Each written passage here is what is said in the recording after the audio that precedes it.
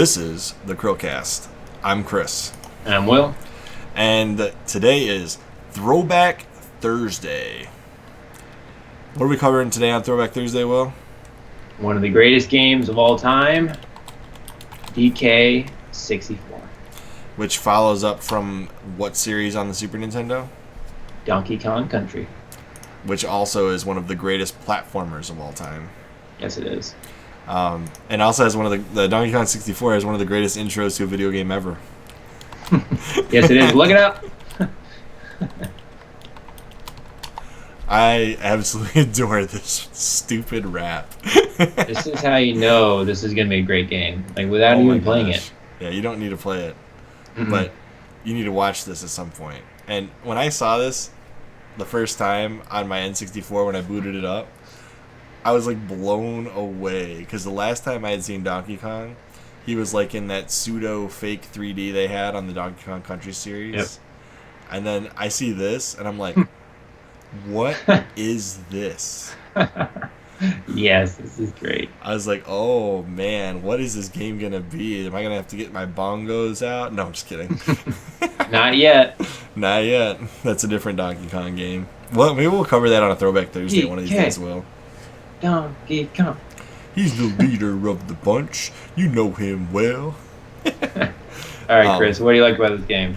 So, it just translates everything I loved about Donkey Kong Country to a 3D environment so well in the same way that Super Mario 64 translated the Mario platforming series to a 3D environment. It just takes everything that I loved and makes it better.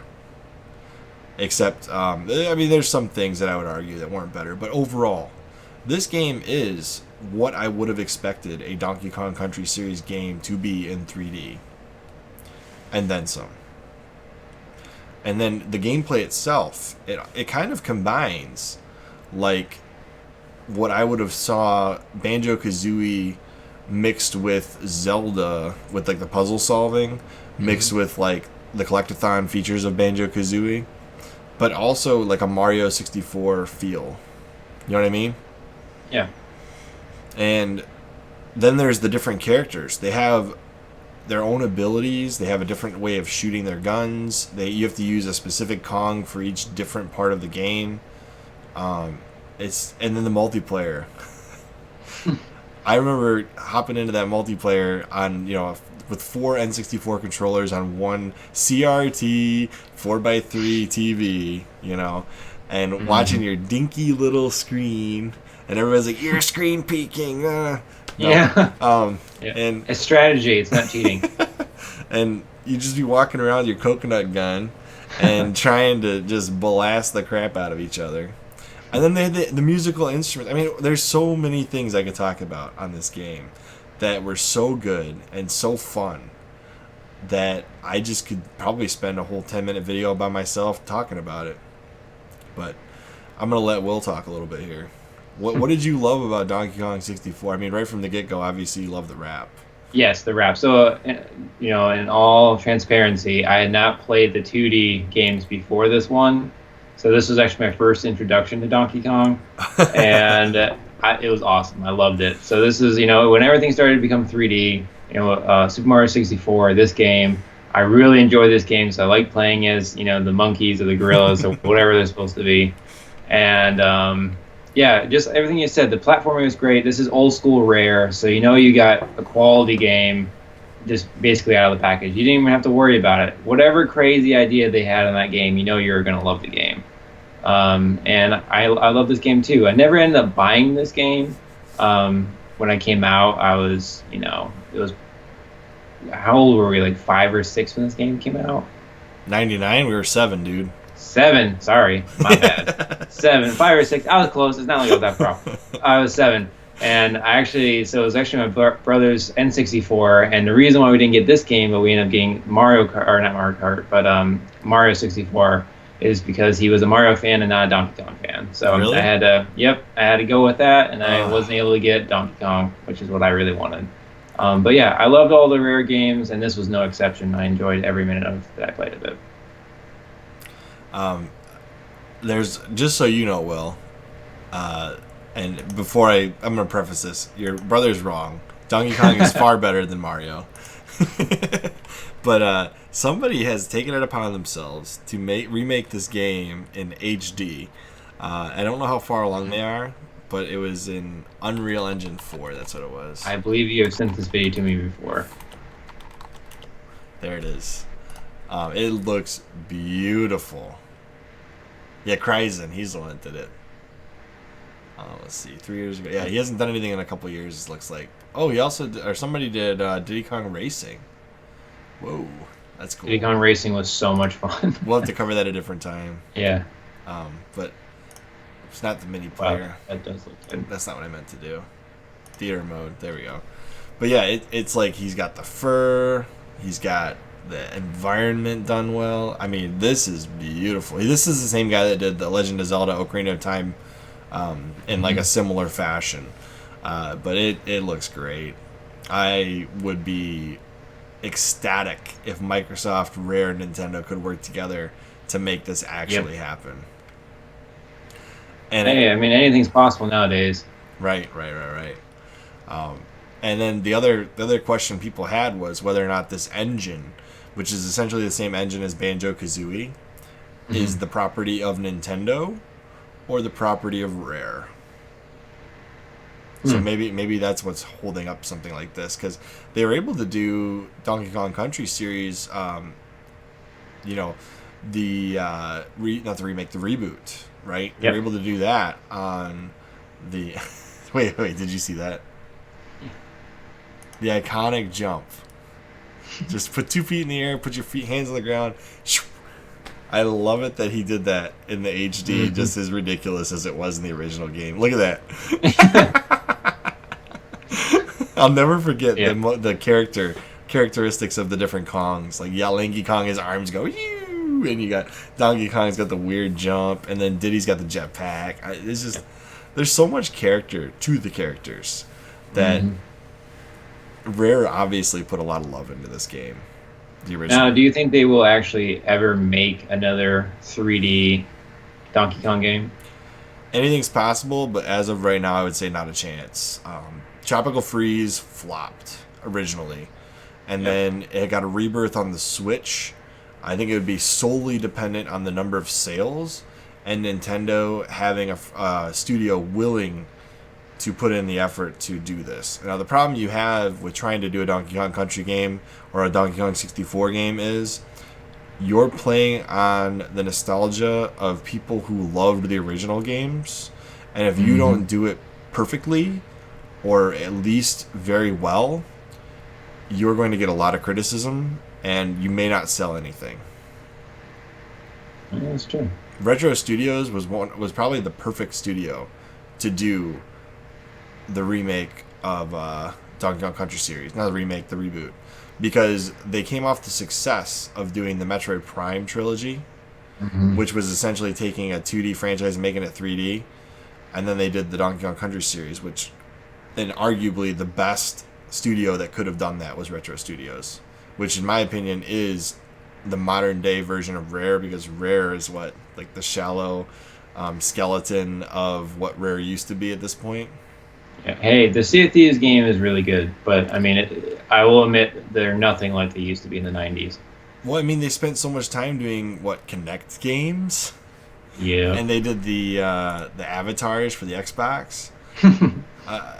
Microsoft really didn't use them for what they were good for, which is developing good, really well thought out games like Conker's Bad Fur Day, Donkey Kong Country, Banjo-Kazooie, 007, GoldenEye, right? They use them for Perfect Dark. And then what was the first franchise that actually released on Xbox? That was that Conker's Bad Fur Day Reloaded game, which arguably is worse than the original Conker's Bad Fur Day. And then they did like Cameo, which looked like a Nintendo franchise on a Microsoft platform. Yeah, they did Viva Pinata. That was Viva Pinata. I actually had that. I did. It came with the Xbox 360 we got when we originally bought our 360. Okay. Sure, Chris. No, it did. There was 4 games. There was Forza, that, Cameo, and something else. I'm failing to remember what the other game was. But, yeah. I think the only game that we played out of the games that came with our 360 originally was probably the Forza game. Mm-hmm. Cameo, oh, it was Xbox Live Arcade Unplugged. We played that one. So we had like Geometry Wars and a couple other things. Oh, cool. Okay. That was a cool game. But yeah, so Rare at this point in time is just a shell of what they used to be. In fact, I doubt there's anybody that originally worked for Rare. At least not a very big percentage of people that originally worked for Rare are still at Rare. I doubt they stayed through all those bad years. So well, the 2 founders left after the Microsoft acquisition at some point, the Stamper brothers. And if you ever hear them talk, they have thick English accents.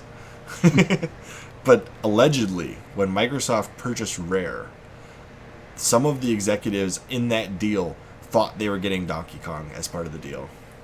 Oh man. Can you imagine? If that's true and they realize they didn't get it, oh my gosh. As part of my research into the Donkey Kong Country series to do my retrospective series on it, that was one of the facts I uncovered. That would be heartbreaking that you signed the deal thinking you're getting Donkey Kong, like the first Nintendo character. Oh man. It's like next day, we got Donkey Kong. And Rare's like, nope. No, you got. I guess you get Banjo-Kazooie. They could have turned that into something, and they just let it. How do you take Banjo-Kazooie, a beloved franchise by Rare, and then make nuts and bolts? I mean, I'm glad they didn't get Donkey Kong based on that. Yeah, I don't know what happened there. It's not in the fact that Nuts and Bolts is a bad game, but it's just not Banjo and Kazooie. You took a different game and stuck the Banjo-Kazooie characters in it. That's what it is to me. So, anyways, I love Donkey Kong 64, and I love original Rare games. That's that for me. What do you got, Will? Anything else? Oh, it's just, they redefined Donkey Kong with the Donkey Kong Country series, and then they did it again with the Donkey Kong 64, having it in 3D, and then that was it.